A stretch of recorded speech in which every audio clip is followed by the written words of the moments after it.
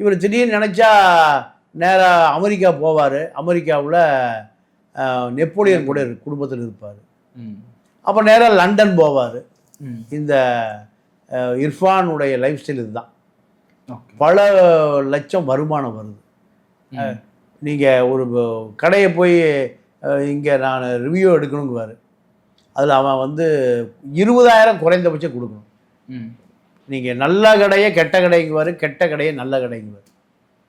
இதுதான் இவருடைய blackmail journalism தான் இவருடைய தொழில்.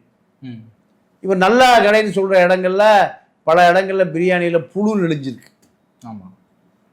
அப்போ அந்த கடையில் கார்பரேஷன் பூட்டி சீல் வச்சுருக்கான். இவர் தொடர்ந்து கார்பரேஷன் பூட்டி புழு நெளியுது, பழைய இறைச்சி பயன்படுத்தியிருக்காங்கன்னு பூட்டி சீல் வச்ச கடையை இவர் சிறந்த பிரியாணின்னு அது கடை பூட்டி சீல் இருக்குது, கடையில் நடக்கலை. ஆனால் இவர் விளம்பரம் ஓடிட்டே இருக்கு. இப்படியான நபர் தான் அந்த இர்ஃபான். முழுக்க முழுக்க சர்ச்சைக்கான நபர்.